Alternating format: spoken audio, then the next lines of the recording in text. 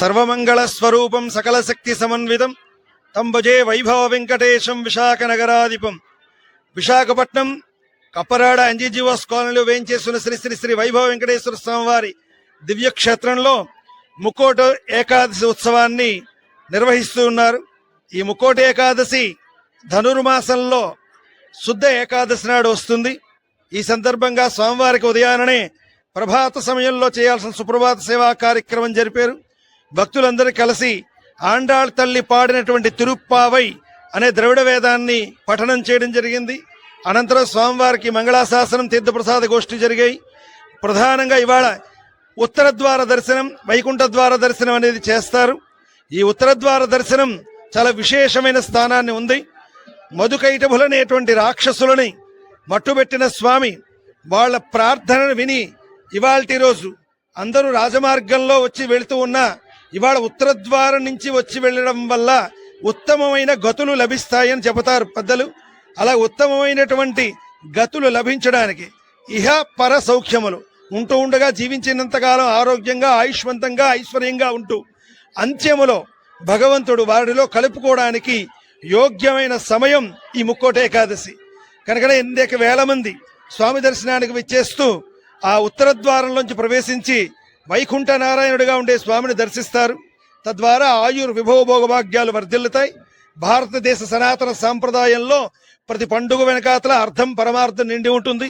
అట్లాంటి అర్ధ పరమార్థ ప్రవృత్తితో జీవనం సాగించడానికి ఉపకరించేటువంటి సంప్రదాయమే భారతీయ సంప్రదాయం.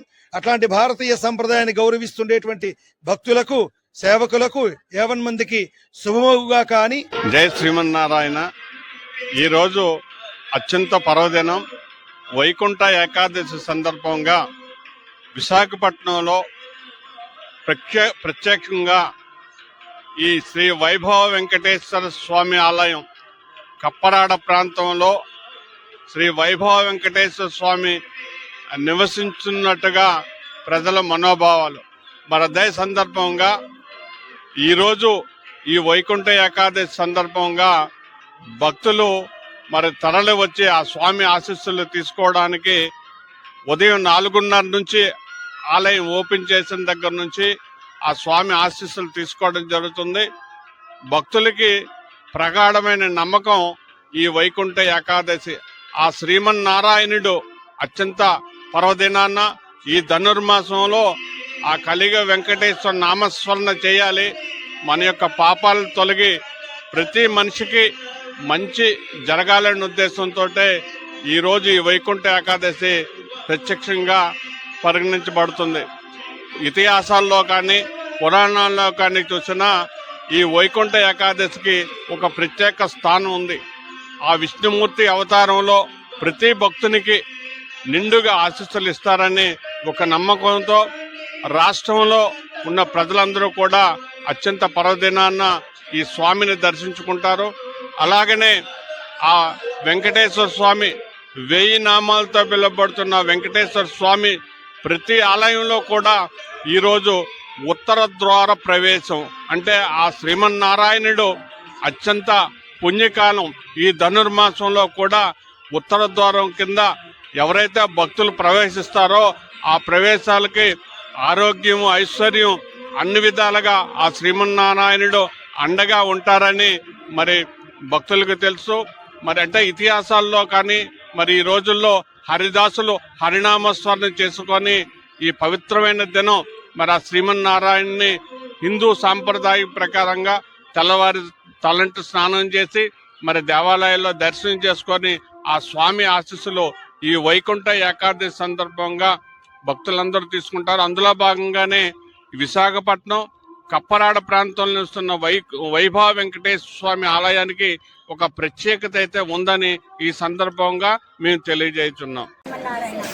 కోటి ఏకాదశి, వైకుంఠ ఏకాదశి శుభ సందర్భంగా ఈరోజు వైభవ వెంకటేశ్వర స్వామి ఆస్థానంలో అనేక సాంస్కృతిక కార్యక్రమాలు ప్రారంభించబడ్డాయి. అందులో మొదటి భాగంగా కోలాటం స్టార్ట్ అయింది. ఒకవైపు సంగీతము, ఒకవైపు కోలాటము, ఒకవైపు నృత్య పోటీలు కూడా జరుగుతున్నాయి.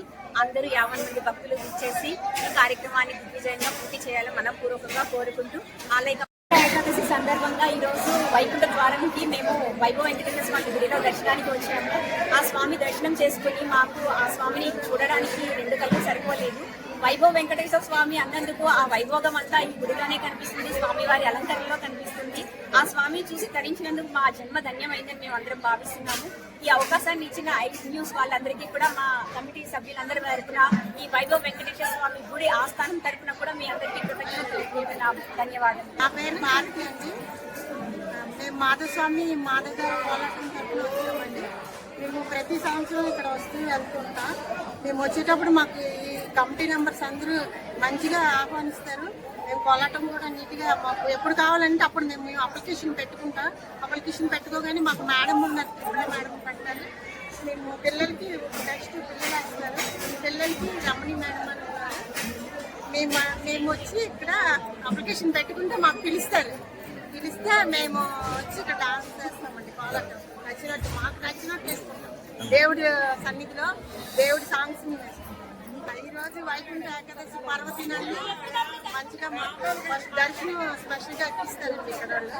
తర్వాత స్వామి కూడా వచ్చి మాకు చూస్తారు. నమస్తే అండి, నా పేరు జై శ్రీమన్నారాయణ. నమస్తే అండి, నా పేరు ఊర్మిళ అండి. మేము మాధవ్ మహిళా కోలాటం నుండి వచ్చాము. ప్రతి సంవత్సరం ఇక్కడ చేస్తాం. మేము మాకు ఈ అవకాశం ఇచ్చినందుకు ఈ టెంపుల్ వాళ్ళకి కూడా చాలా కృతజ్ఞతలు తెలుపుకుంటున్నాం. ఈ ఏకాదశి ముక్కోటి ఏకాదశి రోజు ఈ దర్శనం చాలా బాగా జరుగుతుంది. ఇక్కడ కోలాటం చేసిన వాళ్ళందరికీ కూడా మాకు దర్శనాలు ఇస్తారు. చాలా బాగా వైభవంగా ఉంటుంది. ఇక్కడ వైభవంగా జరుగుతుంది. మాకు ఈ అవకాశం ఇచ్చినందుకు ఈ గుడి తరపున చాలా ధన్యవాదాలు.